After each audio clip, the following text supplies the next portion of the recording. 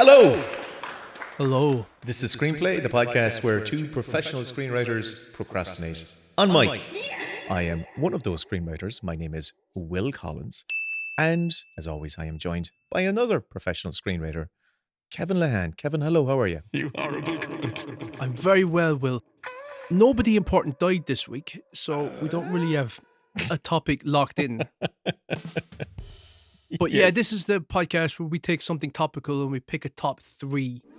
And you said on a recent bonus show, We can turn the most boring topics into something that's entertaining. I guarantee you that. You hear that? Come on over to our Patreon.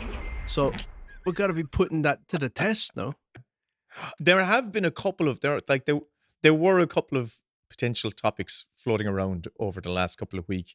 Patrick McGinley, one of our listeners, said, seeing as we're getting close to the presidential election, the Irish presidential election we're talking about, why don't we talk about our favourite movie presidents? Which I went, maybe. And then I said, I don't know that I like enough movies about the White House or presidents in films. They don't know what the fuck they're doing. The closest I could get is probably the Dead Zone. Oh. Because that feels very true to where we are in the world. But other than that, do you know what? I was watching a thing recently. I don't know if I told you this.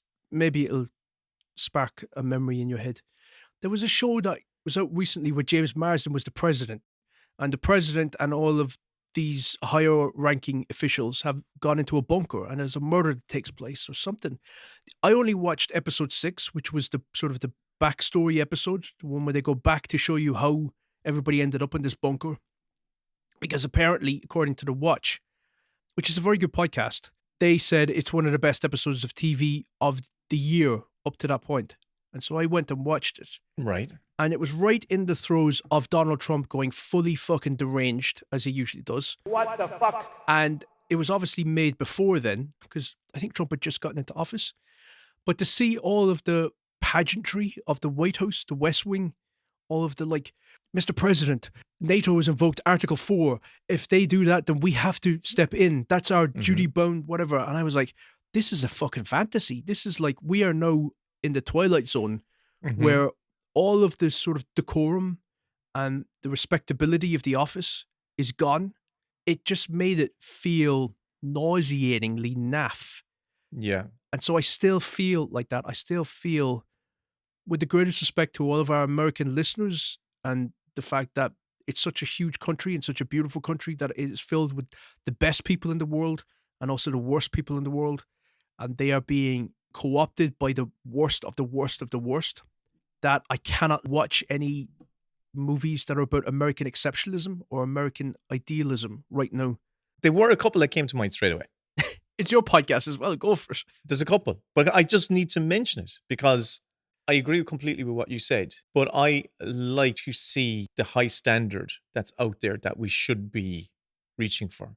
That I would like to imagine that people aspire the top office in the world to actually be like, and I know we're a far cry from what that actually is.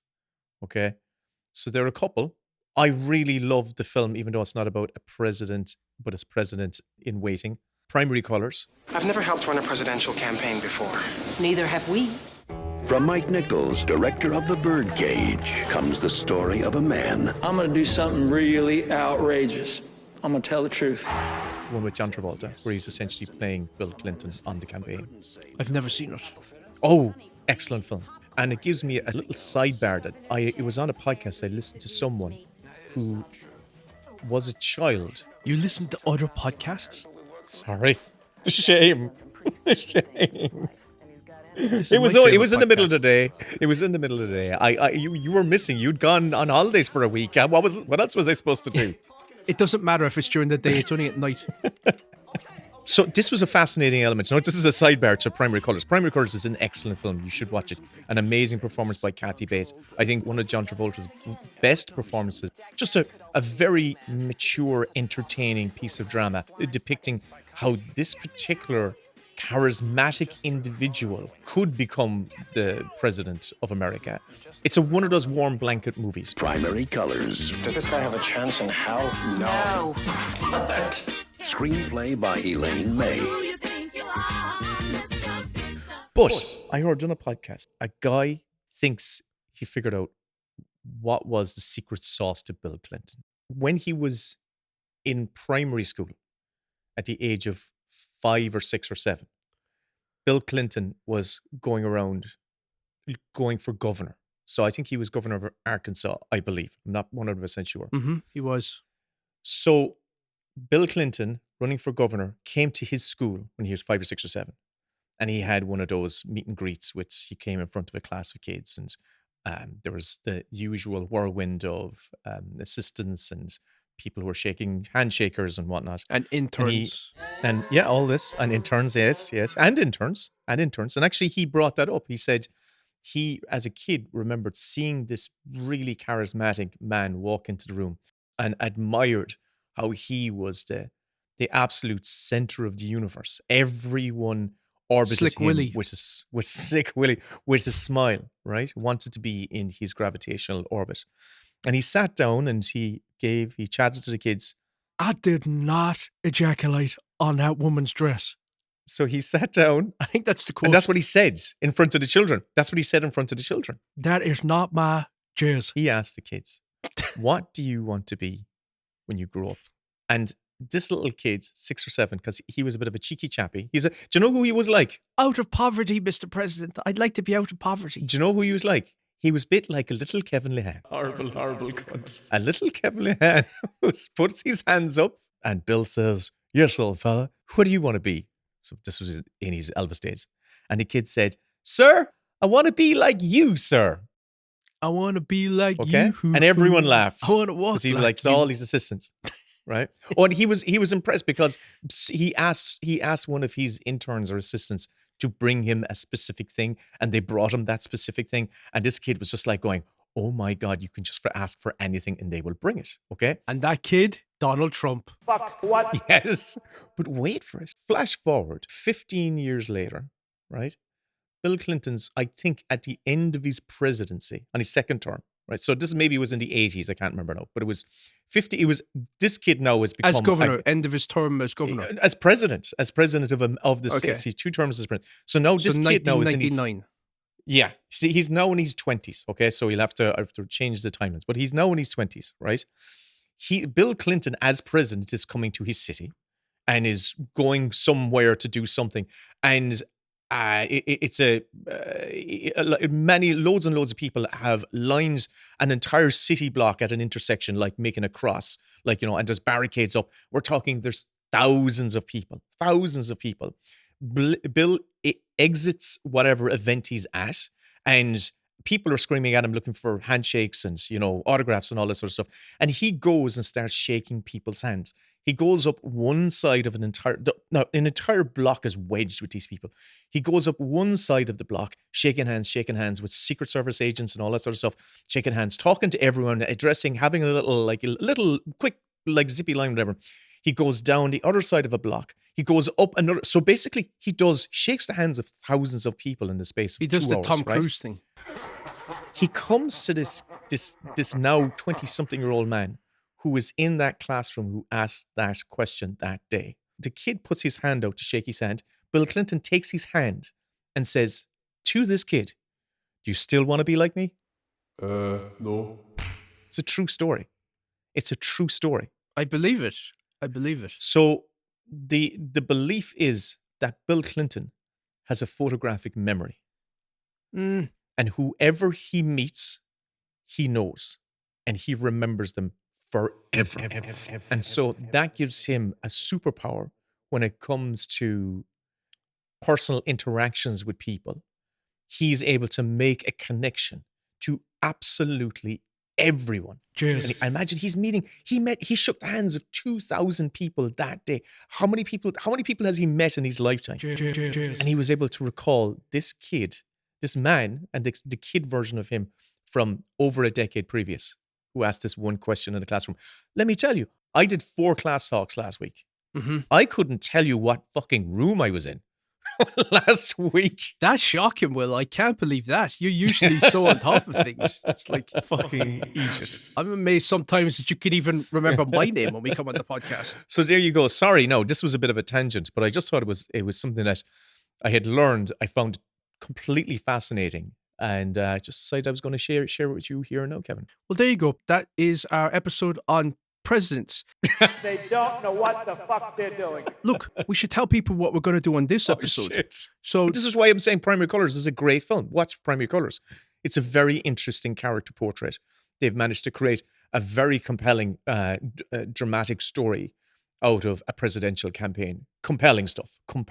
I would highly recommend it. I'll definitely watch it. Also 13 We Days. I don't know that one either. I would have Idiocracy down there. Idiocracy and blah, blah, blah. I don't know. 13 Days is Something the else. Cuban Missile Crisis one, the JFK Cuban Missile Crisis one. That's an excellent little thriller. Oh, right. That was when they I were would- going to do a false flag thing. So, Drew Struzan died, Yes. and I just watched a documentary on him, which I really enjoyed, but it made me think, like, I can give you my 3 favorite Drew Struzan posters. Oh, Just I would as like to. just as a mini like topic, because we're also going to talk about Diane Keaton, and then we're going to talk about our favorite comfort movies. Great. Yeah, let's do that. The reason we want to talk about favorite comfort movies is because Will had some bad news this week, and he wanted. Yeah, I have a lot of bad news. So, yeah. Do you? Yeah. My favorite Drew Struzan things, like you've got the classic ones like the Back to the Future films and Star Wars and what have you, and Blade Runner and Rambo. But my 3 favorites, because I was watching this documentary and it was fascinating. Like he said a couple of things that I want to parrot here now. Haven't watched Okay. that. I thought was lovely. He said, because he's given up. Well, he's dead now. Obviously, I was just about to say, well, he's given up. Gave up yesterday. You know, he really committed to that. He's completely quit doing artwork. But aside from the ups and downs of his career, like starting off in utter poverty, his parents didn't love him. Like he had no love growing up, so he just lost himself in his imagination and drawing and things. He got screwed over a couple of times by a business manager or business partner who was ripping him off and left him completely flat broke with no money coming in. And then he was talking about how the industry changed, and now it was just about Photoshop and about putting in, pictures instead of artwork. I was thinking, fuck, I wonder what he'd make of AI now coming in, where it's obviously replicating what's gone on in the past, which is all that AI really does, is just regurgitates what we've already created. But he said, starting over, you get to feel young again. And I've never heard anyone put it like that before. Right. That's oh, lovely. yeah, Because it is you're lovely. in that learning phase. You're in a learning phase again. And Yeah. you're filling up. I like that. Now, also this said- documentary, just very quickly, just to give it a little bit of context, I watched this documentary when it came out. I would say it's over 10 years old now at this stage. whatever it is. 2013.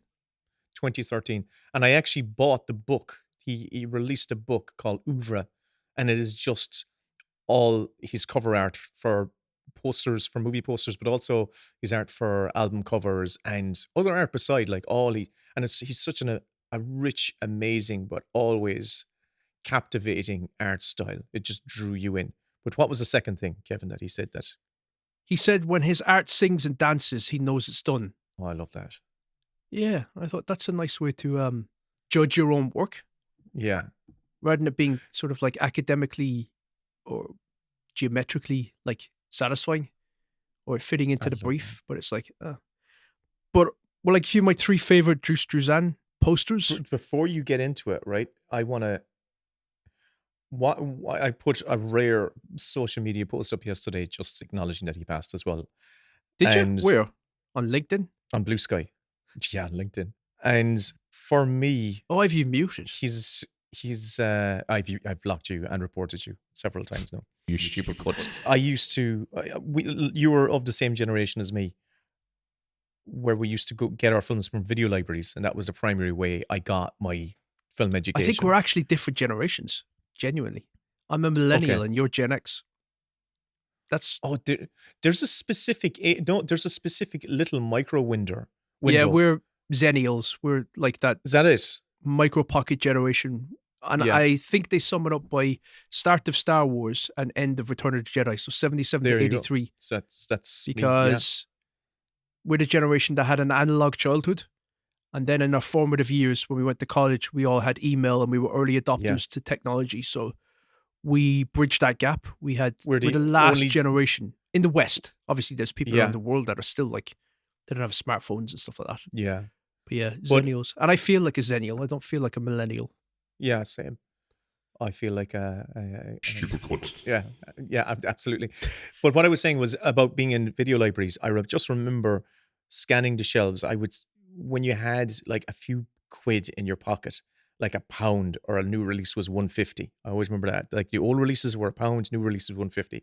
On the rare occasion where I might have £1 and or my parents were going to a match and and I was like begging them, please let me stay at home when I got to the right age. They would say, right, here's £2, go in and rent some videotapes. And I would go in like early that day and I would just stand and look at the cover, the boxes of the videotapes and just stare and stare. And I would never read the back.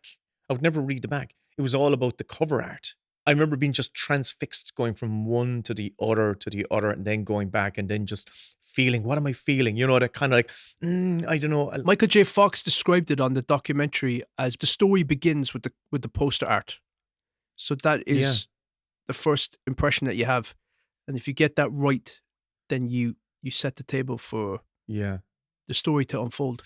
But I used to do that as well. I used to go to the video shop what's that game where you flip over cards and you try to match them? Like you set out all the cards on a table, you flip over one and it's like, that's like whatever. A basic memory game, isn't it? Yeah. And then somebody else takes a turn and you try to pair them off. I used to do that with reading the backs of the video boxes. So I would go around and I'd be like, John Carpenter. Okay. And then I would just keep going and flipping another one. I'd be like, John Carpenter. So that John Carpenter did that and he did that. Christine and Escape from New York. It's the same person. And I would know then that I loved Halloween. So I've got to see that one. And then I would get the TV listings. No chance of seeing any of the films, but I would mark them out in the... you did this as well because you were telling me. Mark them out in the TV guide.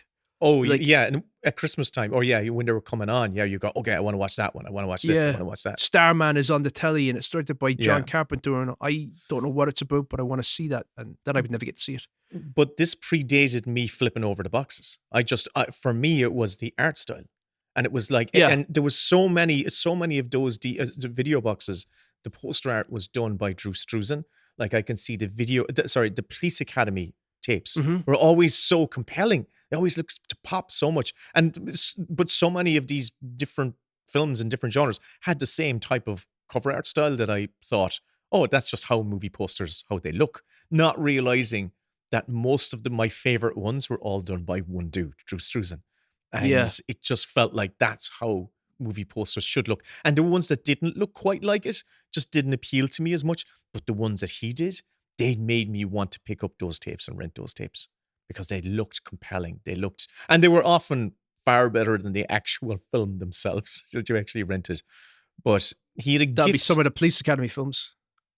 Listen, I've said it before. On our Guilty Pleasures episode of the previous podcast, that Police Academy films were a guilty pleasure of mine and still are. But yeah, he just had this amazing gift of capturing the essence of cinema in a poster. It's just rare. There's very, very, very few artists who have done it in the same way. I would love to hear your top 3, Kevin. The 3 that I really love, batteries not included. The one where they're lying in bed and the window. Yeah, and it's like, I love that. There's something really magical about that nightscape. The other one is Adventures in Babysitting, where they're hanging off the side of the building. There's something they're all like on...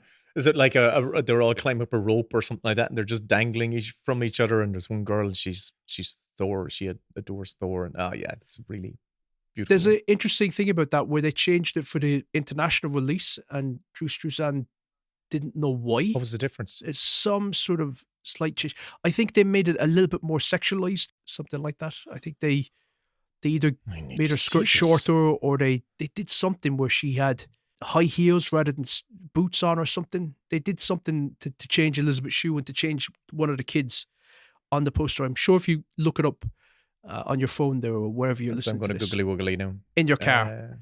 Like the 2 versions of the Adventures of Babysitting. But I love that one. And then the third one, it's kind of a toss-up between the Goonies, where they're all hanging off of the stalactite. Tights are hanging on, yeah. Yeah, tight, T for top, and stalag, Might. G for ground. That's how I remember them.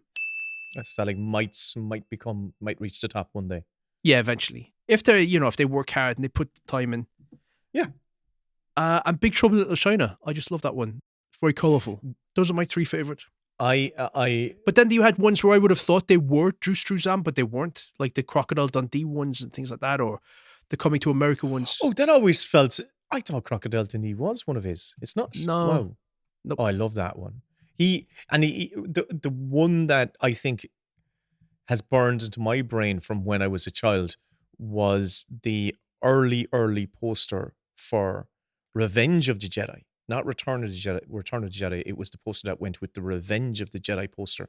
It really captured a sense of epic showdownness, right? That's how I consider it. It was very red, and it was Darth Vader, a huge profile image of Darth Vader with like a red backlight, okay? And it was like his head was almost like the size of a planet. And down in the corner, there was this big Irish head in them. spotlight. There was a spotlight of little Darth Vader and Luke Skywalker mid-duel. Like like Luke striking Darth Vader and Darth Vader, their lightsabers being crossed, okay? And they were the wrong colours, weren't they? That's a good question. I think they were green. Or they were both white. Luke has a blue one and Darth Vader has a purple one, I think. Let me just see if I can pull it up there. Because I like the special edition versions than the original ones. I thought those were lovely. But just to go back what I was saying, it was Daniel Guzzi did the Crocodile Dundee poster, and then Drew Struzan did Crocodile Dundee 2. So... In fact, I'm looking at that poster I'm talking about right now, and it actually looks like they both have the wrong color lightsabers. That's what I just said. But Darth Vader's the one who's got the blue one, and Luke's got a red one. Oh, red, yeah. But it's like got a purple backing to it. Yeah, but I actually only realizing it now as I look at it. That looks like Darth has got the blue one. That's a really striking, and I don't think it's like any of the other posters. Particularly, it's definitely not like any of the other Star Wars posters for sure. That kind of became like all of the floating heads and different poses. Which were still him.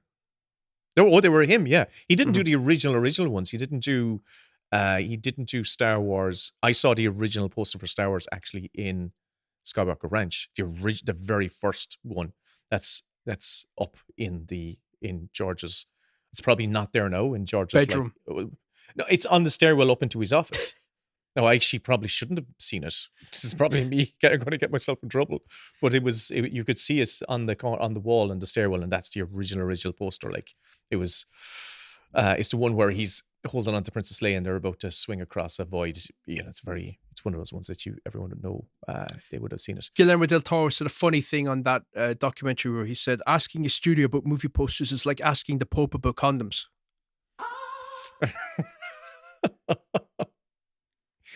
In that documentary, didn't Drew Struzan come out of retirement to do the poster for the movie The Mist, Frank Darabont film, the adaptation of this Stephen King film? Yeah.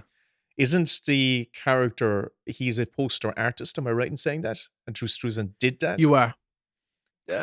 Character that Thomas Jane plays is based on Drew Struzan, and so he had a lot of Drew Struzan artwork on the walls, and he went and tried to study how to do it, and he was saying to him like, no, you don't lean on the easel or whatever it is, or on the paper or whatever the fuck it's called. I don't know the terms for these things. The canvas. Canvas.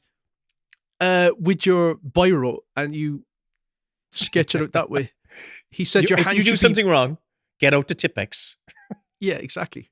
Your hand should be moving before you even put it on the canvas. Right. And so I thought that was interesting. Then when he saw the film, he came up to him and he said, "You did everything wrong.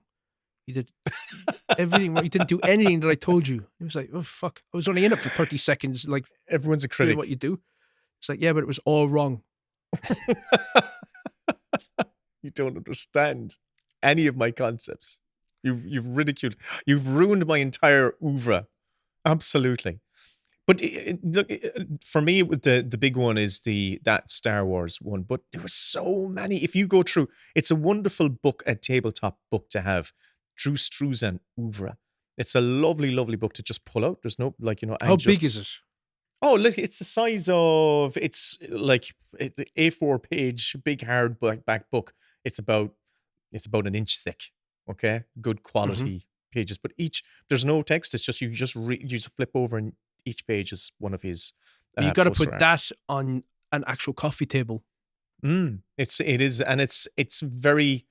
There's something quite comforting about flipping through it, because each page it will transport you. You turn the page and you are transported to a different film, and even if it's a film you haven't seen, the poster will make you feel like that film looks like fun. I want to watch that film, whatever that is. Yeah, one with Masters Gene of the Hackman. Universe. Yeah, it was better. The poster for Masters of the Universe is better than Masters of the Universe, the film. Absolutely. He didn't do any of the Superman posters, did he? No, definitely not. Okay.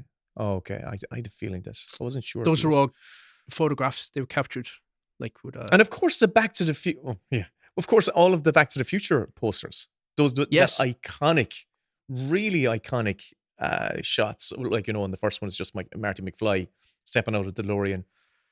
Second one of him and Doc Brown, and the third one was Mary Stuart Masterson, isn't it? No. What?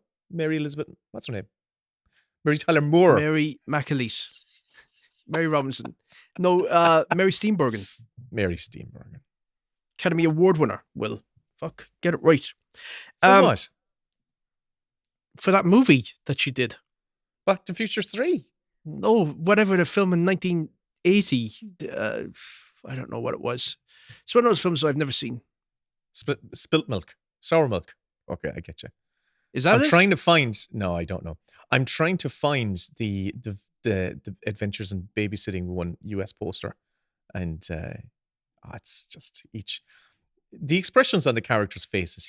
He captures a kind of a sparkle in people's faces, whether and an emotion, whether it be delight or surprise or seriousness.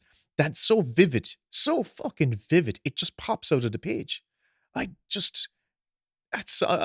Listen, he's a great loss. I really. Yeah, but we got AI now. We can just keep regurgitating like Drew Struzan posters.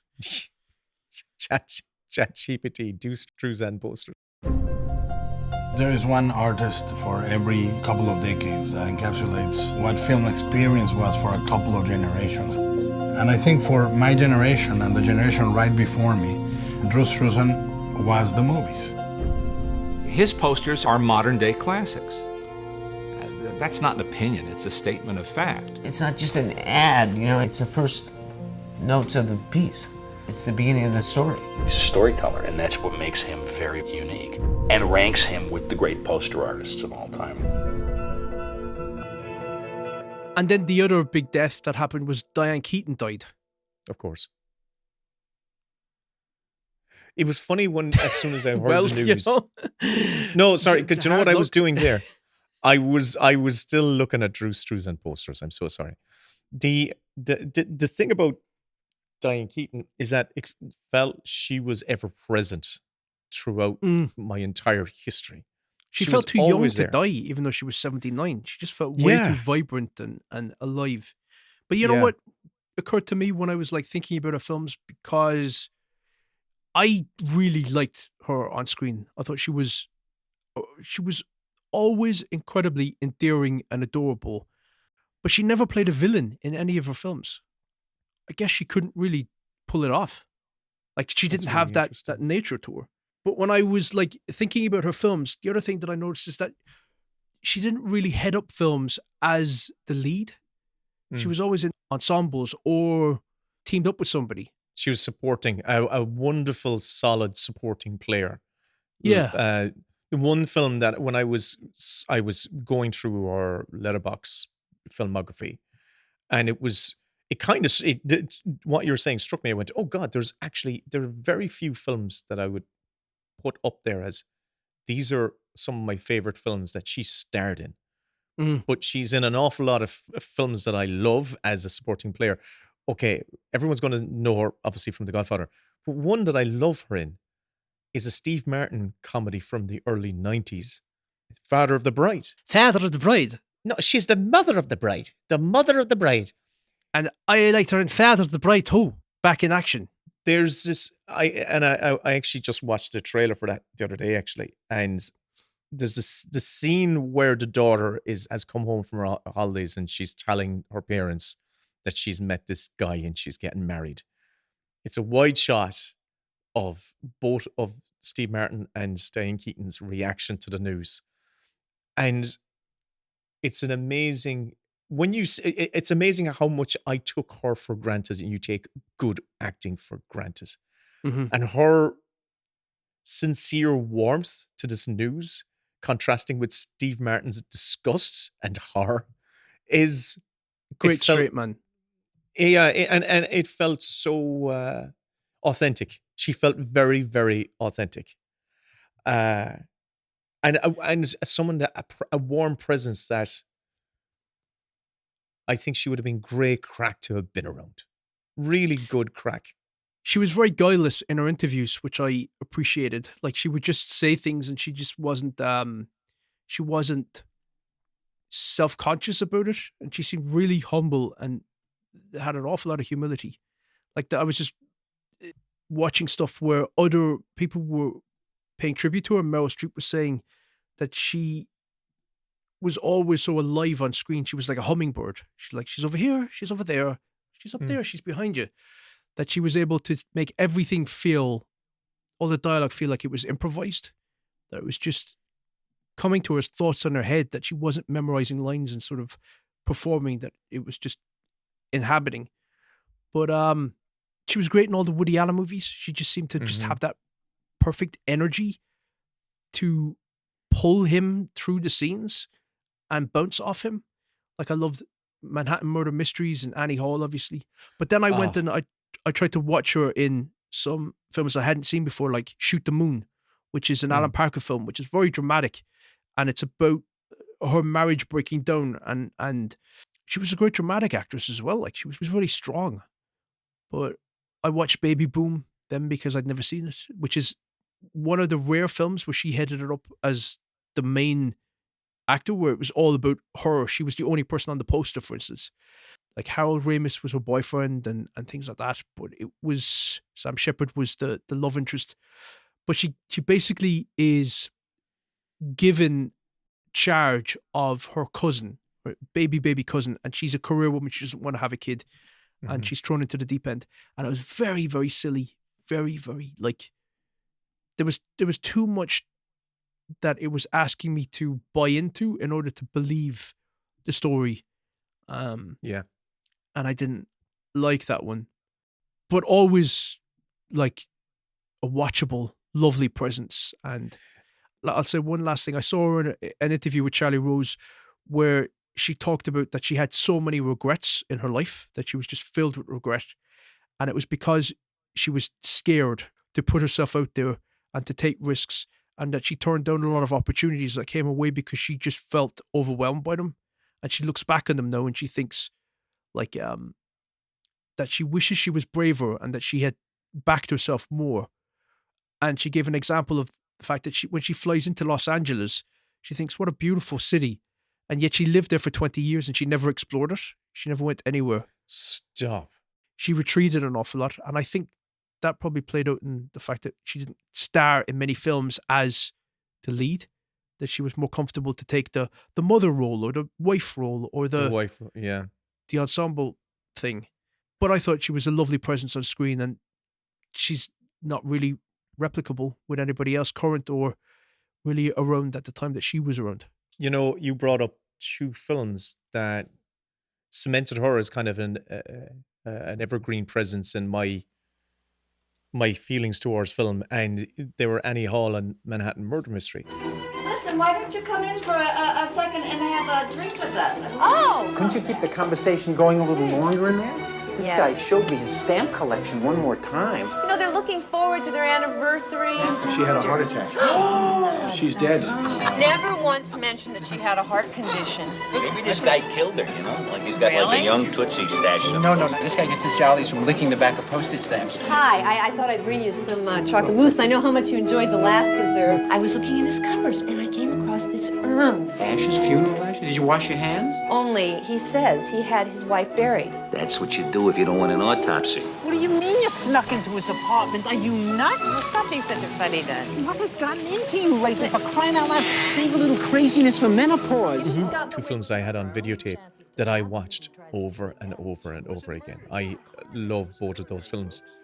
And it's funny that I was drawn to Father of the Bride as well, because she seemed to play the role of a spouse or a girlfriend so well. Because I think what I'm trying to say is, I would love to have gone out with her. I would love to have been in the presence of the character she played. To go jagging. But my point is, like, she seems like she was a great companion. She seemed like she was just a great spirit, a great person to be around. But she and somehow through her craft, she managed to embody that in some of my favorite films that she was in. Have you ever seen Something's Gotta Give? Oh yeah, I saw it in the cinema. Yeah. I saw that. Is it as good as they say it is? Because the big picture, they're doing the top 25 films of the 21st century, and Something's Gotta Give is on there. Stop. Really? Yeah. I remember it being kind of pretty just standard rom-com-y at the time. I remember seeing that in the cinema. I just went, this is standard rom-com stuff. You put a topic on the Best Bits wheel once that was something like house porn or architectural porn. Something like that. You did, right, yeah. Okay. It was something about like house porn. And when you mentioned that topic, I was like, oh, that's the Nancy Meyers, the sort of that era of rom-coms that are really architectural. It's like, what a beautiful kitchen island. What a beautiful sort of like layout to a house and stuff. And I felt like in the latter part of her career, she was in an awful lot of those films where you think, isn't that a lovely sweater? Isn't that a lovely cardigan? Isn't that a lovely couch? Yes. Everything she was in very comfortable situations. There was one film in her latter career that I would flag up that I really enjoyed, and she was a supporting character, but it's Morning Glory, the one with Harrison Ford and Rachel McAdams. Have you seen that one? No, I don't like Harrison Ford. I think he's never made a good movie. He's never made a good movie. This is a very, very entertaining film. I would actually put it much higher than Something's Gotta Give. Now, that's the big picture for you. They're full of shit. Start a beef.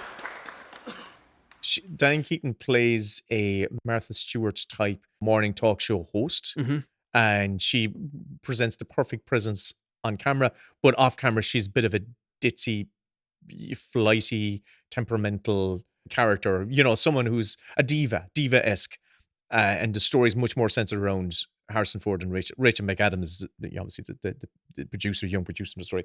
It's, I think, an underrated and almost forgotten quality rom-com. I think even calling it a rom-com is doing it a disservice. Reductive. I'm recommending that one.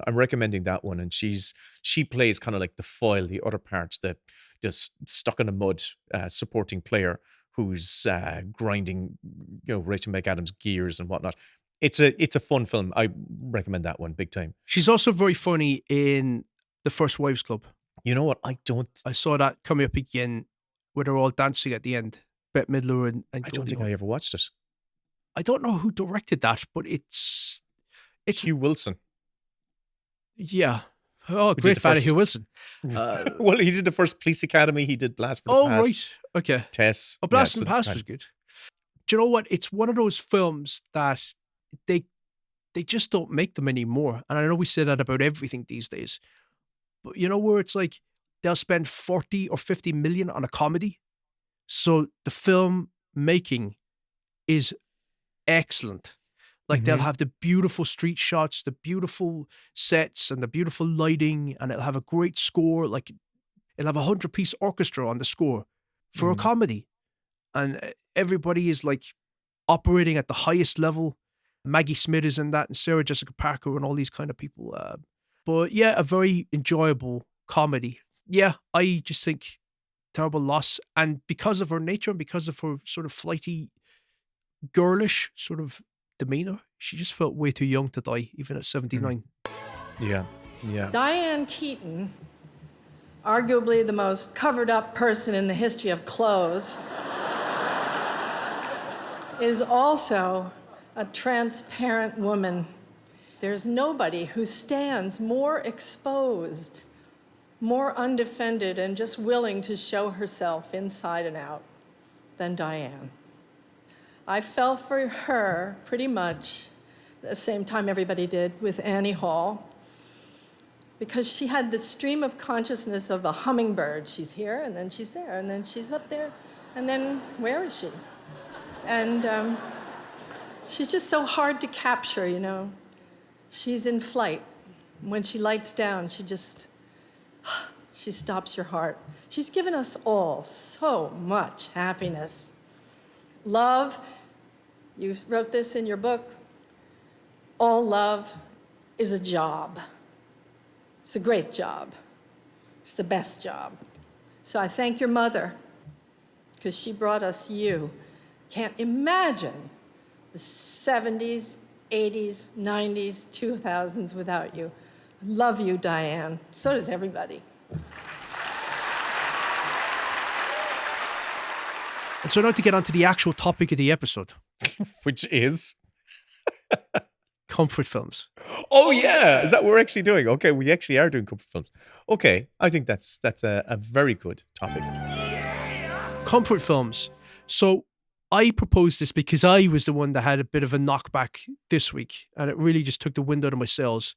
And whenever that happens, it had to do with a gig that I was really keen on, and I thought I had in the bag, and it would have been absolutely fucking brilliant. And I didn't get it, and it's sort of just it was just a kick in the balls. And so whenever that happens, I sort of revert to comfort movies. And so that was my idea of oh, well, to be honest with you, Will, I don't want to talk about presents. I don't want to talk about this. I don't want to talk about that. But maybe we could talk about comfort films, because that's where my head's at the moment. I just need a bit of a pick-me-up, and I was fed up.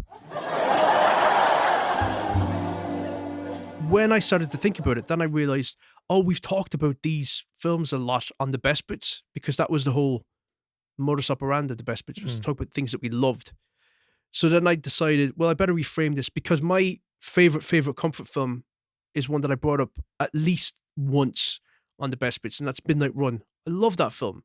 I have it I did used to have it on my phone, on my iPad, on my laptop and stuff, so that I could watch it whenever I wanted, even if I didn't have internet connection. I just find it such a really pleasant, enjoyable, upbeat film that isn't maudlin or sentimental, yet manages to make you feel all those things. And it always chokes me up at the end. And I just find it such a beautifully constructed comedy about platonic love, where they've changed each other's lives for the best. And whenever a film can tap into that and not make it feel like it's cynically done and it's saccharine, when it sort of feels authentic and really well judged, I find them really beautiful. A lot of nostalgic coming of age films have that, where it's all about those relationships where it's that teacher or whatever, that first love or whatever, where you go your separate ways, but it's meant everything in that period, and it's changed you. Can I ask you, because I kind of have, but that's not my comfort film list. I've done 3. Okay, of the same director. That Midnight Run is on my list in the long list. Okay, so I have a long list. I have one at the top, and I've kind of the others have asked late. But Midnight Run is on my list. But what I wanted to ask you was, when do you go to comfort films, or when do you? Is there a period or a particular moment where the stars align and you go, now this is the comfort film, and I'm glad this is on. This is the right time. I'm happy to be enveloped in this story right now. Is there a particular kind of setting? Because I have one. Yeah, on the toilet. I'll watch 50-minute. Of course. Seriously. Do you have, is there like I'm not going to watch it now. I'm not in the mood for it now. Like, yeah. When are you in the mood for it? When I'm back in Cork, when I'm back at home, Okay. I will put those on because I'm allergic to Cork. I can't stand it. Cork. So anything that can take my mind off the place. No, listen, my whole thing about movies is all movies to me are kind of like comfort watches, unless they are harrowing and disturbing and they are about the real darkest parts of human nature, then they're not. But that was how my love of film came about, is because I was losing myself in movies. I was like, I just loved being taken away on a story and yeah, maybe Christmas another time where I'd watch comfort films. Big time. Because I have there's a certain type of film that there's no way I'm going to watch that at this particular time. It's like, for instance, I know, let's say if it's let's say a Paul Thomas Anderson film, I'm not just going to, it's 3:00 on a Sunday. I got like this film. I'm going to pick up this film halfway through and just just watch it out. And I'll put on the kettle, or put on the dinner and be able to nip in and out and kind of half watch it. But I'm able to track the story. Well, I know the story anyway. So there's certain like films that I just go, I want to have everything just right, and I want to be uninterrupted. I know there's a ceremony attached to watching a whole. That's series different to me to what a comfort film is. But this isn't a comfort film. So I'm saying the comfort film is the opposite for me. A comfort film for me is the type of film that it's a weekend, it's Saturday or Sunday. There's this moment where we've had either a busy morning, but we're back at the house now. Things are kind of settled. Everyone is, been out for a walk or been at a match or whatever it is, been to mass, but we're basically settled in either just after having dinner, but everyone's kind of chilled, and the TV comes on and a movie's there, and this particular type of film, and there's a certain type of film Sallow that comes put on Sallow. Yeah, or Irreversible. And we're all just going, oh yeah, I really like this film. So, like for instance, one that happens a lot, that comes up a lot. And I was so proud of Ellie one day, like this is only a couple of months ago. If Superman is on, any of the Supermans, I'm quite happy to leave them on. And Ellie will say to me, oh, is this Superman? And she'll say, oh, and I say, oh, why? Do you want me to change it? And she's like, no, I love these. I was like, well, what? But I was like, have you ever watched the Super? She's only seen bits and pieces of them, but they're a comforting film. There's a comforting sense to them. Need to get Ellie on the podcast. I'm sick of talking to you. I want to talk to her. Probably do. One of the films, I suppose, if I was to pick one, another example, there's so many films that I would kind of categorize. But that's definitely one of mine. Like that's definitely one of mine. But I've talked about it way too much. We talked about it, I'm not putting it on my list, but it's that type of film, and there's so many. Like for Karen, it would be like an Agatha Christie murder mystery, kind of a Poirot type of show or film. Chamber piece. She'd be like, oh, put that nice, soothing road dad movies movie, as well. or what, horror movies? Road movies. Oh, road movies. Yeah, that's absolutely true. One, for instance, Can I tell you though what I was going to do for my comfort movie things? Like, as I said, I wasn't going to talk about the ones that were on my podcast. Okay. So I realized when I was thinking about comfort movies, the fact that I've talked about my favorite ones on the best bits a lot. The Thing is another one, even though why? It's a horror film, but it's very relaxing, that film. Gotta be fucking kidding. Dum. Anxiety inducing at all. I love it. I absolutely love it. But I realized that there's one director who is the guy for comfort movies for me. And I thought I would pick all three from his oeuvre, to use that word again. And it's Spielberg. So I've picked my three favorite comfort movies that Steven Spielberg has directed. Very good. Okay, very good. I like that. Okay, yeah. And these aren't to say that they're my three favorite Spielberg movies or the three best Spielberg movies. Yeah. Because they're not. all of them. They're not. But these are the three where I just like being in that world, and I will just watch them again if they're on. Mm-hmm. For me, a comfort movie is almost like it's just so rewatchable, but you don't almost have to pay attention to it anymore because you've seen it so many times. So I could just leave it on the telly. Yeah. I have a list of maybe about 10 films, examples of films, right? So go from 10 to 7 really quickly. But I don't have them properly ordered, right? But these are just a sample. These are like a selection of some of the films that have become comfort films for me because they seem to be on TV a lot. Anytime they're on, they're very soothing. They're exactly as you described. We're making the dinner. I'm pottering around in the background, and they're in. So if you're doing Spielberg, none of the films are Spielberg on my list, right? So one, for example, is a comedy from the 80s starring Tom Hanks and what's her name? Oh, Shelley Long. It's Shelley. It might be Shelley Long. It's The Money Pit. Yeah, Shelley Long. Yeah, How did I know that? Shelley Long. Oh my God. It is actually Shelley Long. Anna and Walter are young, single, and in love.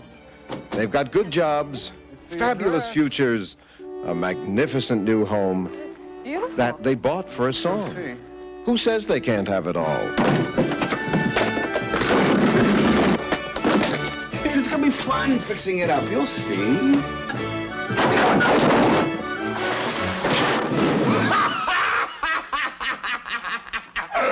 This is one of those films that just seems to be on TV loads. And anytime it's on, I always just go, I'll leave that one on. I think this is comforting. Seeing this young... That's in the era of Tom Hanks where he screamed a lot. He was always screaming in films. Yeah. So it's a couple who buy a shack, which looks like a dream home. And they find themselves that it's the exact opposite. It is a money pit. And anything they touch and everything they touch falls apart. So there are times and moments in the film where you kind of enjoy despairing with them. It's kind of like, look, things aren't as bad as they have it. You know, he tries to have. There's one funny moment where I think a bat has fallen through a floor. Yeah, Shelley Long has covered up the hole with her big rug. Tom Hanks is walking over the rug. He at falls night. right through. He falls through, but he gets stuck with his hands like stuck up like dinosaur hands, and he's stuck there for the entire night, just stuck there wedged in the floor. And she finds him in the morning, but he's that reminds me of Christmas Vacation, which would definitely be one for me. It's where in Chevy that Chase vibe. falls through the ceiling. Yeah, and he's got what the whole movie's on. I love pratfalls. It is funny. And there's, even though it's not a great film, it's just one of those films from that era that there's a warm glow off it. And I need to revisit that because I've only ever seen half that film on the telly. Oh, it's worth watching. And some of the inventive humor in it is very Rube Goldberg-esque, where who directed that? A guy called Richard Benjamin is his name. He also did Mermaids, My Favorite Year, My Stepmother Was an Alien, Made in America, Milk and Money. So kind of did a lot of this genre of film. So there's a Rube Goldberg type joy out of, it's almost like a comedic Final Destination. It's like the film is trying to kill them slowly by draining their bank account and their will to live and their souls. And there's, even when you're a film like that on the background, it's kind of comforting because you are in your own situation where you're complaining about, the tap is dripping and whatever, the kids are being noisy and all that sort of stuff. And it's like, well, it's not quite as bad as them. We're not covered. Yeah. They're having an awful, awful, awful time. I think that's why people used to watch the Jerry Springer stuff, because it was like, there's a comfort in watching other people's lives fall apart. When you hear somebody else's troubles, it makes you feel better about your own it's life. not so bad. Yeah. Which is why I hate talking to you. I've got troubles. Well, I'm putting that as my random number 3 on my list. I am recommending The Money Pit as it's a comfort film for me. It's a comfort film. How about That's you? a good one. As I said, mine are all Spielberg films, and I would put my number 3 as Close Encounters of the Third Kind. I totally agree with you. Get on the order to 45th Street Conway. See what the hell they could be testing up there now. Yeah. It's a film where it's got issues, it's got structural flaws where I don't think it's his best film by any means. When it comes to the difference between Close Encounters and E.T., E.T. is a far more satisfying, emotionally affecting film for me because they're almost the inverse of one another. In Close Encounters, Richard Dreyfuss's character chooses to leave his family and go off with the aliens, and in E.T., Spielberg corrects that, where Elliot doesn't choose to go off with the aliens, he chooses to stay with his family. And again, there's something really beautiful about that, about a relationship that has impacted both of them, and they go their separate ways. Saying goodbye at the end of movies is, if you're ever looking for a really good, affecting way to end the film, create characters that we love and then have the characters say goodbye to one another. Mm-hmm. My God, it will just break your heart every time. It's the classic Casablanca thing. But Close Encounters, for whatever reason, it just has this magical ingredient about it. Whether it's the widescreen format, which Spielberg didn't shoot in a lot, the John Williams score, the vibe of that film, the sort of the slow unfurling mystery that is building towards this sort of magical confection at the end. I just love it. I just find it really captivating. And so it wouldn't be in my top 10 Spielberg films. It's one that I would watch again and again and again and again, at least when it's on. I would sit down and just watch it because it casts a spell over you. And I also enjoy the fact that it has these 3 separate plot strands that that it darts between one and the other. So you never feel bored because you're always moving on to a different, whether it's the procedural aspects of the scientists trying to figure out and rationalize what's actually happening, how to figure out a language to be able to speak to the aliens, whether it's Richard Dreyfuss himself going through his own psychosis and his mental breakdown, or whether it's the mother who's in pursuit of her son who's been taken.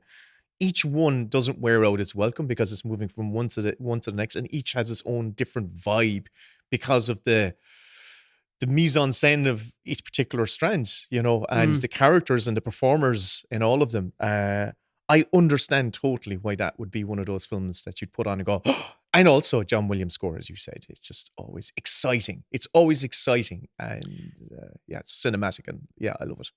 Yeah, it's pure cinema. So that's my number 3, Close Encounters of the Third Kind. Brilliant. My number 2 is another film that typically is on in the afternoons, either on Film 4, and it's one that you have brought up before, definitely have brought up in the past. But when it's on, it slots right into the category of, I am glad this film is on. I would gladly watch this with my family or anyone in the room, and I'm pretty sure that all of us will get drawn into it. It's, again, another film starring Steve Martin, this time alongside Michael Caine. It's 30 Rotten Scoundrels. Oh, yeah. Steve Martin and Michael Caine are competitors in the Riviera's most profitable business, but with very different styles. Do you have any idea what it feels like to take a woman for $20? No, I haven't. I'm afraid it's a little out of my class. Can 2 con men survive in a town really made for one? Really? That's kind of, would that be one that all the kids would watch? Yeah, I've had it on with no, they haven't sat for beginning to end. They've watched it. They've been there kind of like it's been on the background and they've been watching it. I guarantee you that if you took that film and took a whole bunch of strangers who've never seen it, never heard of it, took them into the cinema and showed them the run of scenes where they are trying to one-up each other, that begins, it has Steve Martin in the wheelchair pretending to be paralyzed, and then Michael Caine pretending to be this German doctor who can cure his affliction. Yes. And just show them the sequence where he's whipping him across the legs. I think you'll have people taken out in stretchers, no matter if they've never seen the film, no matter what generation, that remains for me one of the most consistently funny sequences that cinema's ever produced. I have cried laughing watching it dozens and dozens of times, and usually when a film has a big fucking guffaw, laugh out loud joke moment, it only really works the first time and maybe the second time when you think about it afterwards. But for some reason, this is sort of the way that Frank Oz sustains that. He drags it out, and it's just, how about no? And you know it's just, it's building. It's like, no, nothing. Interesting.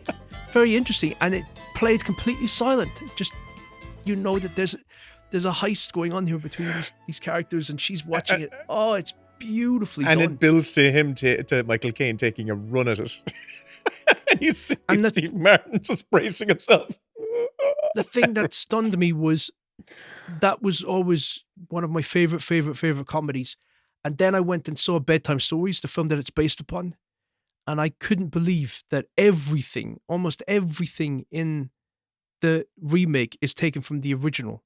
Even that sequence, the dialogue, the sort of the how about now and whipping him and stuff. But it shows you how you can have a great idea, a great sequence, but it's all about the execution. So in the original film, it's almost, they go through it too quickly. It's like it's almost like a sitcom version of it. And they do the same thing of whipping him and then pretending not to feel it and stuff. But it's nowhere near as funny as the remake, where they just drag it all the way out and just really squeeze all the juice out of it. And Dirty Rotten Scoundrels, it is hysterical. And in the original, it's like, it's amusing. It's amusing. And it just showed to me how the same joke executed two different ways. It's all about how you tell it. Yeah. It ticks the boxes as well of its location. It's set in the French Riviera. Yeah. Michael Caine lives in this mansion. He's got a butler. Everything about it feels so it's alluring, and it has this very calming pace about it. And at the center of it, you have just these.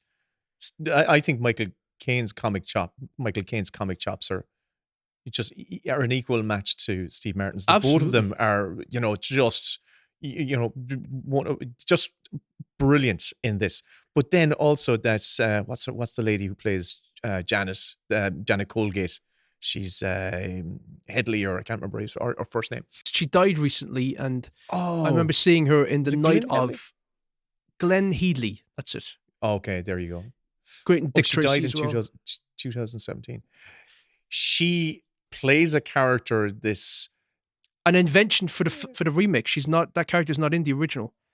I think she's critical. She's critical to a part of the enjoyment of this film. In the original, I think it's just an heiress, like a genuine heiress that they both they both fall in love with.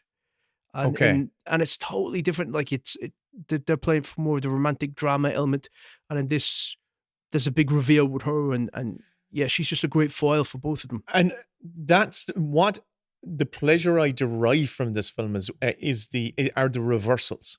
There are several reversals in the film, and hers, is equal to all the other previous ones. It's actually more satisfying than it actually makes the film all kind of come together in a really, really enjoyable and exquisite way. It's just Dirty Rotten Scoundrels is just one of those films that I would struggle to see how someone could not like that film. I really, really, really could.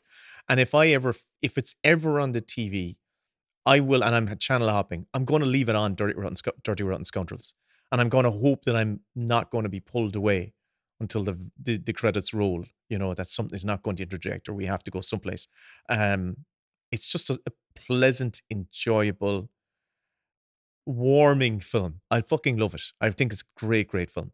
So that's my number 2, Kevin, I believe. That's a great pick. My number 2 is The Last Crusade. Indiana Jones is on the quest of a lifetime. But for some adventures, one Jones is not enough. Dad? Junior? Don't call me that, please. Follow me! I know the way! Oh, okay. Yeah. That is, to use a tired expression we've done on the best bits many times, it's a warm hug of a film. Just there's something about, even though I think it is the weakest in terms of filmmaking technique, there's something about it which feels a little bit more televisual than Temple of Doom or Raiders of the Lost Ark. Those two feel like cinema. They feel like big screen events. And Last Crusade feels a little bit more like the TV movie version of an Indiana Jones film. Yeah, I can get that. There's moments where it's sensational, but there are other moments where it feels like, oh, they're filming on the A-Team backlot. Or that just feels like a TV set, like the American guy's party, like his palatial sort of like penthouse where he's showing indie stuff. It feels very much like a set off of Dynasty or Dallas, like that kind of soundstagey thing. When they're in Venice and they're on that speedboat chase, and it's like the Docklands in England, and they're going past all the cranes and the grey water and the sort of the warehouses and stuff. It's like, that's not fucking Venice. That's a canals. I know they've led into like a lake behind Pinewood and stuff, and the seams are very evident. Whereas Raiders of the Lost Ark with Tunisia and Temple of Doom with all those incredible sound stages, it's just a little bit more lush. But it's the relationship between Indy and his father, that double act.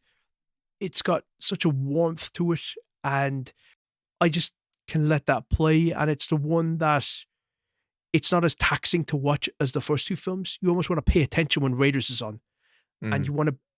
Temple of Doom, I've said this before, it can catch me on a good day, and I think it is the best of the three. Like, I absolutely fucking love it. And on another day, I think it is unwatchable and wretched. And I vacillate between the two all the time, where I'm like, this is so over the top. Like 50% of all of Indy's greatest moments are in Temple of Doom. It's just stacked with them, like moment after moment after moment. They're all in that film. And I think it's because they're carried over from the production cycle of the first film, where they couldn't fit them into the first film, so they just held them back. And if I'm in the right mood for it, I love it. And if I'm not in the mood for it, I'm like, this film is relentless and obnoxious, and it's just not slowing down, and it's just go, go, go, go, go, go, go, go, go. Then I hate it. Then I'm like, this film is just, it's doing my head in. But Last Crusade is just always a lovely, lovely watch. Even though, as I say, I can see the seams in places. I just love it. The vibe of it is great. And I wish they ended on that film where they're riding off into the sunset. It's such a beautiful ending to the story. But yeah, that's my number 2, Last Crusade. It's funny. My Last Crusade was the first Indiana Jones film I saw in the cinema. And I saw it twice. With your dad? I'm pretty sure. With my dad. And I remember watching the cinema, and I can actually around know what seat we're sitting in. Yeah. And I don't know if it was that our cinema was just like an old school, wet. like all it was maybe old school projector. That remember when it used to be film that was projected, you could really feel the home crankiness of it, where the sound would would wind up, and you could when the reels would change. A fraction of like silence when you know the reel's going to change, where it just completely like the cigarette butt in the corner. It's like, and it was we're about to cut. Really, and I remember it making me feel what you were saying about it, making it feel like it's televisual. That didn't affect me at the time, because all I ever saw in my life was Northwest Cork. So the Docklands of London was exotic to me, or Milton Keynes was exotic, and all Pinewood was exotic. But for me, it was seeing it in that context. I remember the kind of the changing of the gears, and it feeling much more like this is an unfinished film, But that wasn't because of the filmmaking, But you might be taking me up wrong. What I mean is, because I was seeing a film and the reels being changed. Do you mean it felt more organic? It felt more organic. It felt like handcrafted. And it felt like, oh, this film isn't finished. This doesn't feel like the other ones. This feels different. But at the times, I didn't. When I watched in the cinema, I remember not having the same relationship to the film that was on screen versus the ones that I had seen on videotape or watched on TV, because those were the finished films. It's a very, very weird sensation that I got while watching it in the cinema. I loved it. You're kind of repeating what I'm saying. You picked up on it feeling a little bit shoddier than the other two. I felt I could feel the boom mic hanging. Yes, that's what I mean as well. When I say the televisual, it felt a little rushed. It felt like this was a film where Spielberg was like, 40 days, lads, let's go, let's get it done. And it was like, that'll do, come on to the next scene. That's what it felt like. When I was a kid, I remember that's what it felt like to me. No, I love the film. There's things about it I absolutely adore, and I wouldn't change any of it right now.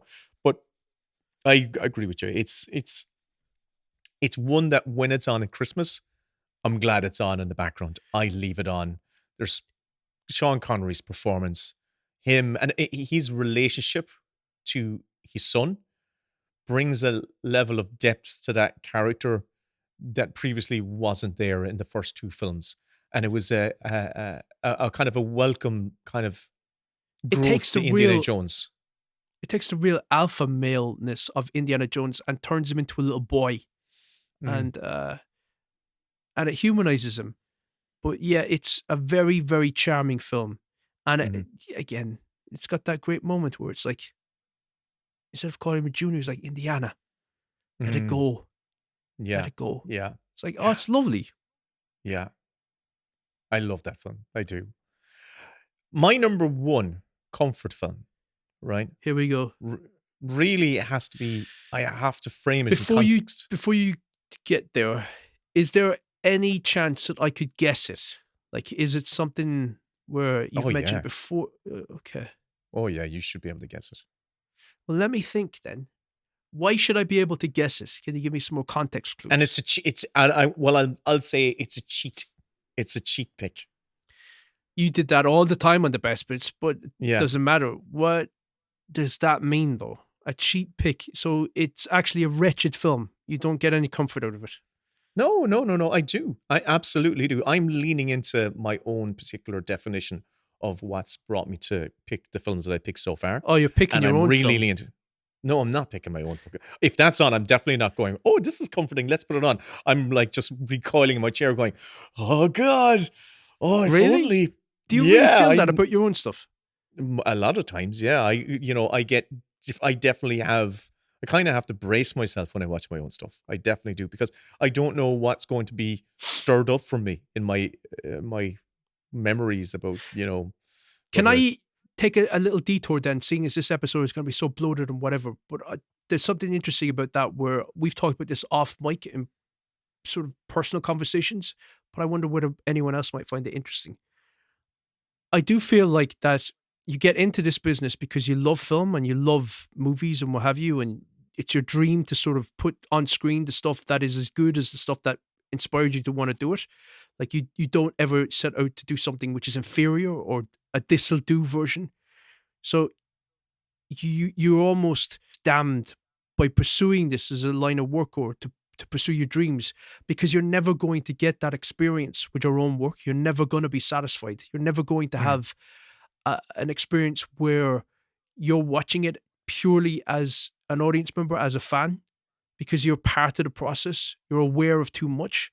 And that that's a burden that you have to almost accept, where, like I've said it before, that I will write something because I really want to see it. I really want to be sat in the audience and going like, this is the ultimate movie experience. And it will always fall short of that. But it's also because you're aware of what it could have been.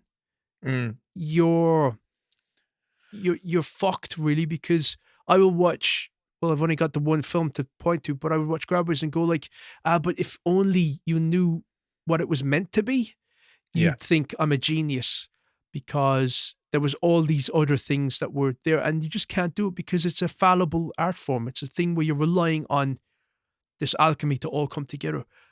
But it's interesting for me to hear you say that, because in animation, to me, it almost feels like a cheat code where you get to perfect it, whereas you can't really do that when you're shooting live action, where it's like you're at the mercy of the elements, or whether the actor was sick that day, or whether the schedule got fucked and so that scene had to be cut and it's gone forever because you can't pick it up and stuff. But I do feel But as in a screenwriter animation, that you have but to in animation, you are also accept that. in animation you're also at the mercy of the elements, and the elements being the entire storyboarding process, which is it can make it an awful lot better, or you can make it an awful lot worse. So the storyboarding process, would you consider that to be almost like the actual shooting of the film? Yes, yeah.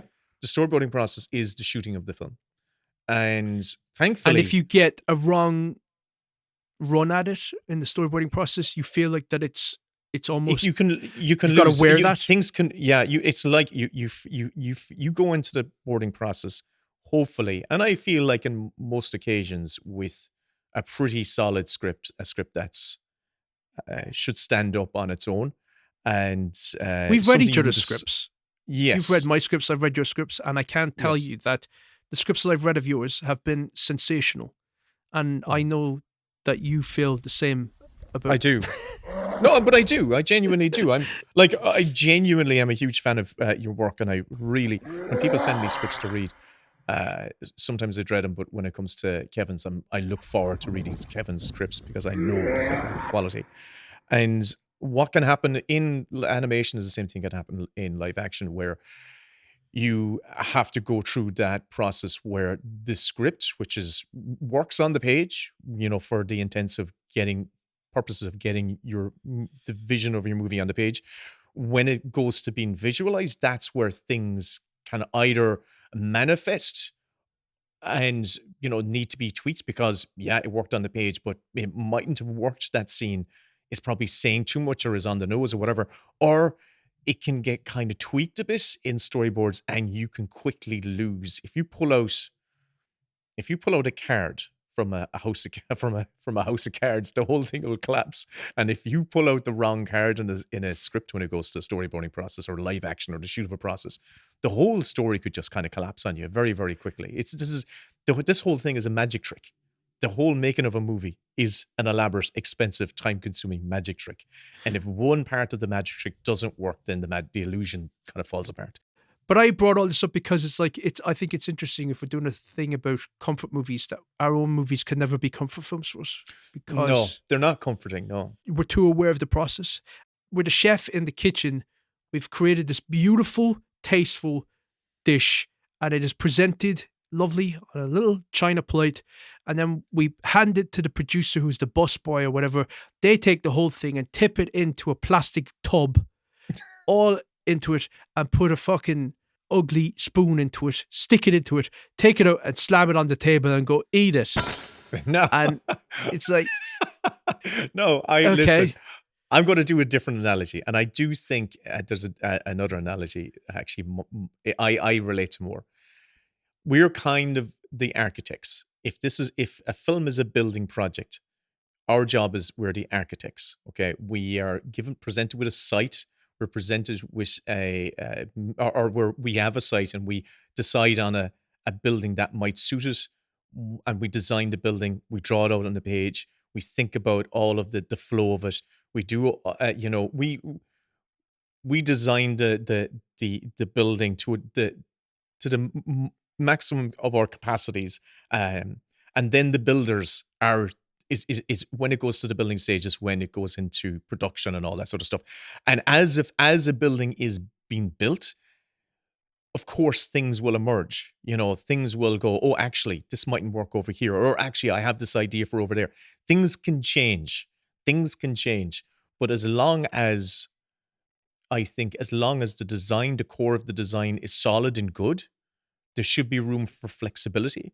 But if you come along and say, oh, actually, no, see, you're building a square house, we actually want to build a circle house. You realize the foundations have been poured for a fucking square house. This house will not fucking stand. It won't stand. It will collapse. So that's the analogy I am going to a lot in my head these days. And what's really sad about that is that you'll design this beautiful house, but you'll never get to sit down in it and enjoy it. Yeah, that's true too. You can pass it. You can pass it as you're like, on the bus. as you're going to the dole office. Oh, I designed that house, actually. Looks like they're having a fun time in there. Yeah. That has been a long, we've done a very long sidebar there, Kevin. I need to get that off my chest. Yeah, it's good. But I think it's, and I genuinely, I stand by what we say, what we said. So, where were we? Fuck knows. Sidebar. We were talking about, you were going to guess what my comfort pick was. It's going to be It's a Wonderful Life. Okay. I'm setting the scene. Is it? No, it's not at all, actually. Oh, no, it's not at all. And it's a cheap pick, right? I'm setting the scene. It's Sunday, somewhere. As I was saying, we probably have been out in the morning time. You know what they say? It's always Sunday somewhere. It's always it's Sunday in hell, right? It's always Sunday in hell. We probably have been to a game, or we've been out, we've been, had a bit of a Sunday adventure. We've had the dinner. There might be a match on TV. It might be a GAA match, right? Donegal are playing. We've watched Donegal, or we've watched something. The match has ended. The commentators have done their punditry.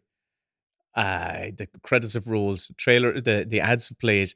And what happens next is the MGM logo will appear on the screen, or United Artists logo will appear on the screen. And then we see that white circle surrounded by a black border. And James Bond walks across. Oh. And he shoots down the barrel of the gun, or he shoots directly into the screen. And it's my comfort film is any James Bond film up to and including, I'd say, GoldenEye. Any of them. Put any of them on a Sunday afternoon. Never Say Never Sunday Again. Evening. That's not one of them. It is. It doesn't have the mise en scène, the shoot down the barrel, the opening titles by Maurice Bender. Technicality. It doesn't have those that little the score, that particular type of score. For me, the James Bond aura kind of captures that sense of being on holiday, that sense of being somewhere exotic, because that's where generally and you get the gentle espionage, whether it's Sean Connery in Turkey, and From Russia with Love, or whether it's Roger Moore in space. I'm looking for Dr. Goodhead. You just found her. A woman. Moonraker, or Timothy Dalton, on the Austrian Alps, or wherever. I think, maybe it's in Eastern Europe, when he's escaping in his ski car. For me, the entire James Bond franchise is a warm, comforting Sunday afternoon. And it doesn't matter which one of them are on, but they all follow a particular type of pattern that takes me back to when I was a kid. And I remember I can be in my living room watching Octopussy for the first time. And me asking my mother, Mom, what's an Octopussy? She has that wonderful time of explaining. Here, let me show you. Nana. Show Willem the Octopussy. There's just something about the entire Bond franchise, even though the films are generally not very good. they're not like good, but they are a certain type of film. They have managed to curate a feeling. There's just a feeling that you get from the James Bond franchise. It's inherent with sexism, racism, colonialism. All things that you're very comfortable with. Yeah, it's all things. But this is the thing. They're all at its core. There's some really horrible, uncomfortable, creepy things in the James Bond franchise. So you're picking all of the James Bond films pre-GoldenEye? I'm picking every James Bond film up until from Dr. No all the way up to GoldenEye. I will watch how many is that? Any like of them. 18 We're talking, films? 16 yeah, films? around. We're talking in it's maybe that. Probably about 16, 17 films, yeah. So that's my pick for my number one comfort film. I know it's a cheat, but I'm answering honestly and truthfully. Kevin, what about you? My number one is probably my favorite Spielberg film. So I'll let you guess. It's Hook. I feel like Hook is one of those films that if anyone says they love Hook, I know instantly how old they were when they saw it. They're about 10 years younger than us. Maybe. No, about 5 years younger than us. Yes. Well, no, because Hook came out when I was, what was Hook? 91? 90? 91, I think. Yeah, 91. So I should have been right in the pocket for that. That should have been. Yeah. That should have been like exactly for me. I have always hated Hook. Always hated it. It's easily top 3 least enjoyable Spielberg films for me. I really cannot bear it. Yet I love The Goonies. And I feel like The Goonies and Hook are comparable films for... There's a lot of people despise The Goonies. They find it so screechy and annoying and the kids just don't shut up. And others love it. I'm in the camp where I love it. Mm-hmm. But the way that people feel about Goonies, I feel about Hook. I can't stand that film. It's screechy and it feels to me like a theme park ride. It's just really... Like, I like it up until they go to Neverland, and then they're all on the sound stages with the plastic trees and the plastic, boats and stuff, and everybody's hammering it up like panto, and I don't enjoy it. And also, I just think it's really weird that Robin Williams is playing a kid. Well, wait till you watch Jack. I've never seen Jack. Don't. There's double creep in that one because it's got Robin Williams playing a kid and Bill Cosby. Right. Yeah. But I'm saying, so it's got to be Jaws. Jaws is your number one. It is Jaws, yeah. There is a creature alive today who has survived millions of years of evolution without change, without passion, and without logic. Jaws is just a film that it manages to be both masterfully directed, like a perfect film. Like, there are very few films that I think universally everybody would describe as 5-star films. Like, you can't really look at it and go like, I'd knock a star off that because the shark looks fake. I think everybody just buys into it and just thinks this is such a magnificent movie experience. Yet it's also inherently rewatchable. Like, I could just watch that now again. And I've seen it, I would say, 50 times in my life. And probably sequences another 50 times. Yet it's never lost any of its power for me. I just keep finding things about it where I just love it. Even though the more you watch things, flaws become more apparent. Like, there are moments where you think, oh, the sea is like not matching up here and the weather is not matching up. Like having a woman's hand slam the machete into the side of the boat and it's meant to be Robert Shaw's hand. It's like, oh, it's like little things like that where you can tell. And also the water is perfectly flat. Yet the next scene, it's like it's all choppy waves and stuff. But regardless, I love that film. And because I whittled it down to Spielberg movies, I thought, what's the one that's the most rewatchable of all of them? That I could put it on, just let it play, and glance over it and just enjoy it again when it's on, and almost get sucked back into it. It's not my favorite comfort film. As I said, that would probably be Midnight Run. But it is my favorite rewatchable film of Spielberg's. So that's my number one. Jaws. If you've not seen it, check it out. Yeah, it's an underseen indie, critically overlooked gem. Yeah, it's one of my top 4 favorite films of all time. I don't have to add. What are your other ones then? Because another one for me would be Die Hard. Oh, of comfort movies. Let me just let me see what I had rattled up. Back to the Future. The 3 Back to the Future films would be in there for me. I would watch all of those, have them on the background. I am certain I've seen Back to the Future 3 all the way through, but I can't be sure about that. It's my least favorite of the 3. Yeah, and it's the one you see least actually on television. But it is my, the first one is just, top tier. Another one is kind of procedural films like Apollo 13.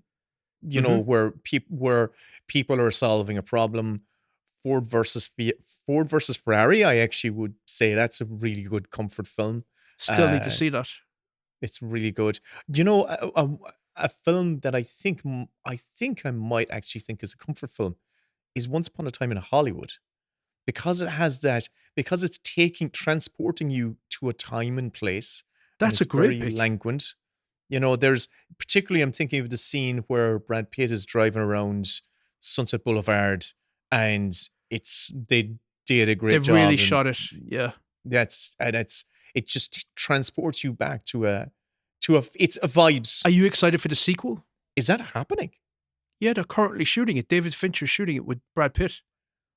I didn't know this. I genuinely did not know this was happening. What's it called? Yeah. And again, we're back in Hollywood. Once Upon a Time in Hollywood 2. Okay. I actually don't know what it's called. Let's just look it up. Is it based on?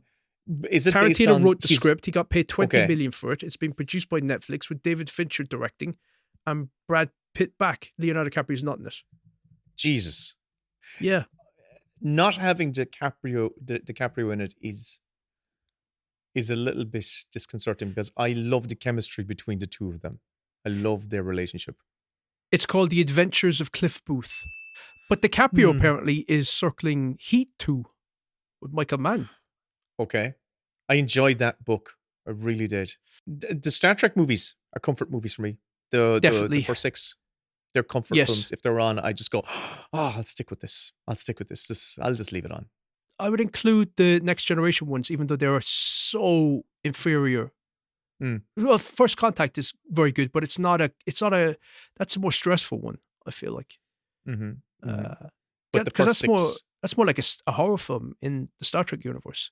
Yeah. But yet, all the Kirk movies, they're like Christmas on screen. Yeah. Yeah. If they're on, I'm happy. It doesn't matter Yeah. if it's 3 or 5 Or or 1. 1. I'm happy. I'm quite happy to spend time with this group in this space. Yeah, definitely. So. And Alien. I love Alien. Very chill. I do love it, though. I do just find it very captivating. And I think that, to me, boils down to what I love about comfort films, is that they capture you. And it's like, I just want to stay in this world. I want to report back, because I actually did some of the homework from a couple of episodes ago, where it was Robert Redford. I went and watched Quiz Show. And did you like it? Oh yeah, I did. Yeah, I did.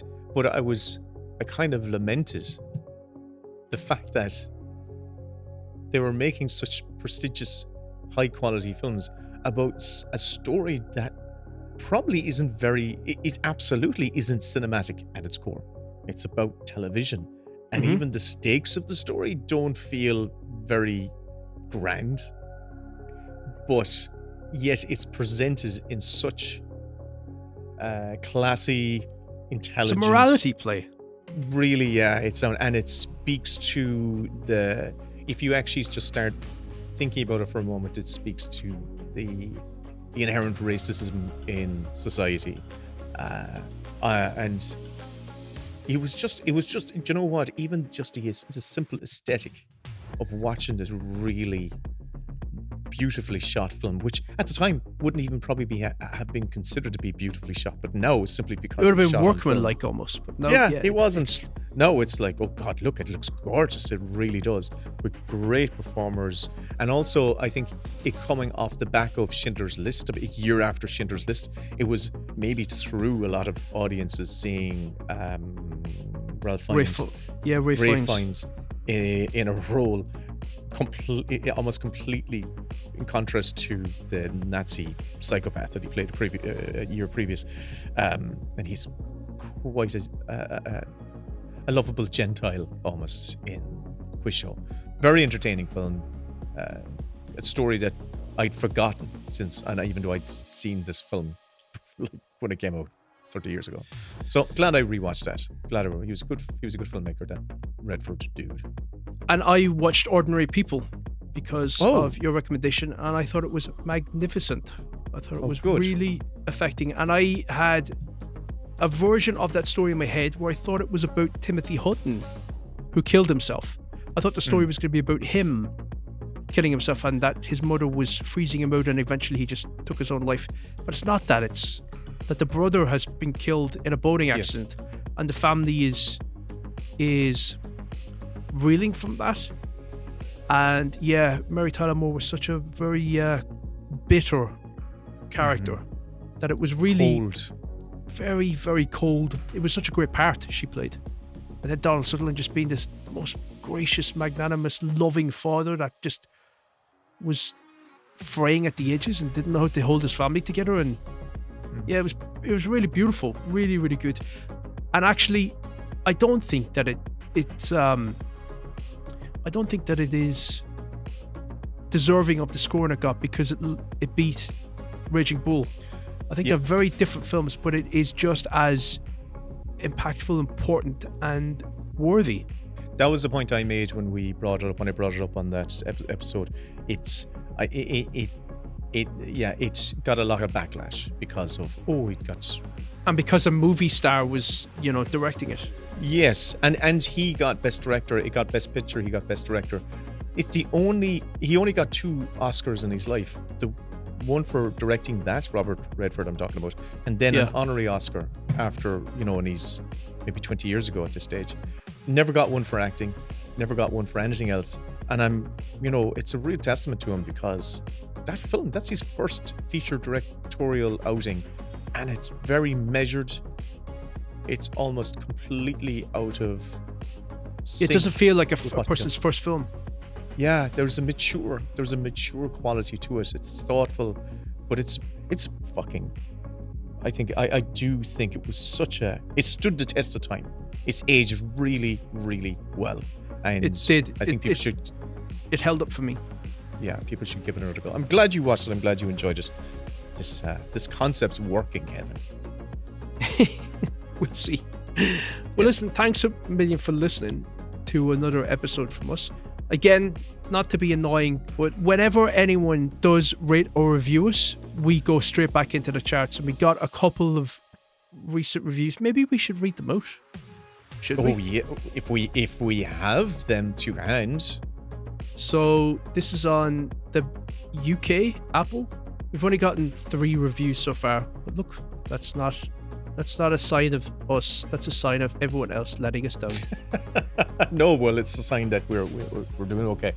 I have to say, could you read them because I don't have them to hand? Okay, I'll read out all 3 because there's just 3 of them. So the first one goes, leading on from the wonderful Best Bits podcast, this evolution from the original is a refinement of the quality that was on offer. Insightful discussion on both classic and contemporary cinematic entries, offer both new opinions on films you have seen and offers potential opportunities for some you might not have. A fine balance of humor and perspective provides another regular show that should easily fall into my usual rotation of excellent, easily listening. That was from Katrina Cantana's Ghost. Thank you, Cantana's Ghost. I really appreciate that. The other one is from somebody called Anthony J. Brow, and they say, brilliant to hear the boys are back and talking films again. Thanks. Brilliant. Thanks, Anthony. And the last one is on the Irish podcast. So we're pitting you against each other. The Irish Apple podcast. Not just a pair of Cork langers. Hands down my favourite film podcast. If you love films and you want to listen to genuinely funny, witty, touching chat and crack about them from people who actually know what they're talking about and who can back up their opinions, the experience of having written amazing films, then give these 2 Cork langers a listen. And that one is from Kay Lehan. And, no, that one is from Katrina. James F. and Doc. So there you go. But listen, if you do want to write a review for us, it turbo boosts us back into the charts. So we charted again because of those reviews. A review is worth like 1,000 downloads. It's the only way that we can sort of get the podcast in front of more people. And you know yourself, if you go on Amazon, you scroll down to see what the reviews are before you buy something. And time is money these days, so people are not going to listen to us unless they know that we're worth listening to.